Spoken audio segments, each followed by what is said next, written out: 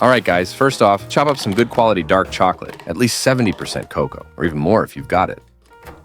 Now picture this, 19th century, a royal dinner's about to start, and boom, kitchen emergency. Out of that disaster came one of the most iconic chocolate cakes in history, completely by accident. Intrigued? Stick around, and I'll tell you the story while showing you how to make this glossy royal masterpiece the easy way. Now, let's make a double boiler. Grab a pot, put it on the stove, and pour in some water, just enough to cover the bottom. And then, place your glass bowl of chocolate on top and let it melt over medium or low heat. Slowly, no need to rush, folks. Grab a whisk and give that melted chocolate a good stir. Make it smooth and silky. Toss in 4 ounces of butter and mix it right into the chocolate until everything's smooth and shiny. All right, let's move on to the eggs. Crack one open, separate the yolk from the white. Do the same with the next 5. Pop the egg whites in the fridge and let's focus on the yolks. Add half of the sugar to the yolks. Then beat them on medium speed for about 2 to 3 minutes until they're light and fluffy. Be careful not to overdo it. Trust me, if you beat them too much, they'll lose their texture and turn all runny. Just keep an eye on them and go by how they look. You'll know when it's right. Now add the whipped egg yolk mixture to the chocolate. Just make sure the chocolate has cooled down by now. Not too hot, but definitely not hardened either. Mix the whipped egg yolks into the chocolate and butter mixture. I'm using my mixer on low speed, but you can totally use a whisk if you prefer. Just make sure everything is smooth and evenly combined. Make sure to clean your whisk after this, folks. It's got to be clean and dry to whip those egg whites right. Add a pinch of salt to the egg whites. This helps keep the foam nice and stable. Start mixing on low speed for about 30 seconds, then switch to medium-high. Once you see soft foam, gradually add the remaining sugar.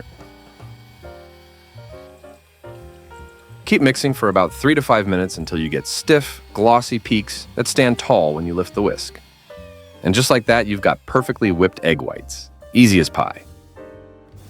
Now add about 1/3, maybe half of the egg whites to the chocolate mixture. Gently fold them in with a silicone spatula, treating them like delicate little clouds. We don't want to deflate all that air we whipped in. Perfect. Next up, we're adding half a cup of flour. Make sure to sift it in so it's nice and light. I mean, no one wants clumps. Now, just mix everything together. Get it all nice and smooth and well combined. Now, add the chocolate mixture to the remaining egg whites and fold it in gently, just like we did before. By the way, is anyone here from Vienna? Drop a comment below and let me know where you guys are from. Sift in the rest of the flour and mix everything until it's smooth with no lumps. You should end up with a light, fluffy batter, just like this. All right, pan prep time. Line the bottom of an 8-inch springform pan with parchment paper. No need to grease the sides. Let the batter stick and rise high. Pour the batter into the pan and just enjoy the view as it smoothly flows in. You can give it a little tap to level it out. Then pop it in the oven. Let it bake for about 40 minutes. Stick a toothpick in the center to check if it's fully baked. If it comes out clean, you're good to go. Okay, now take the cake out of the oven. Let it chill to room temperature before you move on. Once it's cooled, just gently run a knife around the edges, making sure to loosen it from the sides of the pan so it will come out nice and easy. Carefully open the pan, transfer the cake to any flat surface that works for you, and peel off the parchment paper. Just look at this, absolutely delicious. All right, time to cut the cake into 2 layers. I run a knife all the way around and then slice it in half using the good old thread trick. Works like a charm every time. Just look at that, so gorgeous, so flawless inside. Now let's make an apricot glaze. Scoop 14 ounces of apricot jam or preserves into a saucepan. Add a 1/4 cup of lemon juice, and a quarter cup of water in there as well. And stir it all together. Apricot glaze is what makes Zuckertorte stand out. Now put the saucepan on the stove and stir it over medium or low heat until it starts to bubble and becomes a smooth liquid mixture. Don't let it boil, people. Brush the bottom layer with the apricot glaze. Use a spoon or a pastry brush, whatever works for you. You've got to spread the glaze while it's still hot. That way it soaks in perfectly. That warmth is what gives you that rich, even flavor. Just impeccable. Okay, now gently press the second layer down. Then coat the top and sides with a thin, even layer of apricot glaze. By the way, you know the drill, like, subscribe, all that sweet stuff. It helps more than you think. Make sure the entire cake, sides and all, is well coated. Then let it cool to room temperature. All right, now let's make the ganache. We'll need another bar of dark chocolate. Chop it up nice and fine. In a pot, pour in 2/3 cup of heavy cream.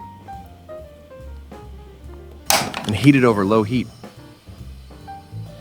until you see the first little bubbles, just like these. Pour the heavy cream all over the chocolate and let it sit for a minute. Now stir it well until it becomes smooth, glossy, and looks like liquid velvet. Yeah, that's exactly what I'm talking about.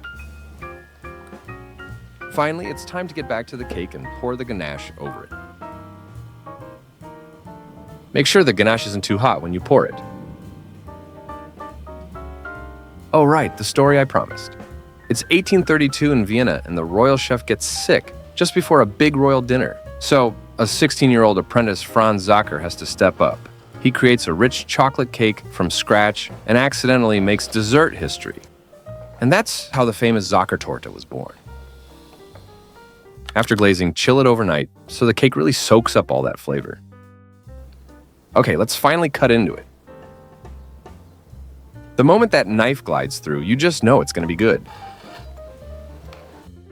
And that's it, and one of the most iconic chocolate cakes, straight from your kitchen. Rich, elegant, perfectly balanced, and full of history in every bite. If you enjoyed this video, don't forget to give it a like. Thanks for watching, and see you next time.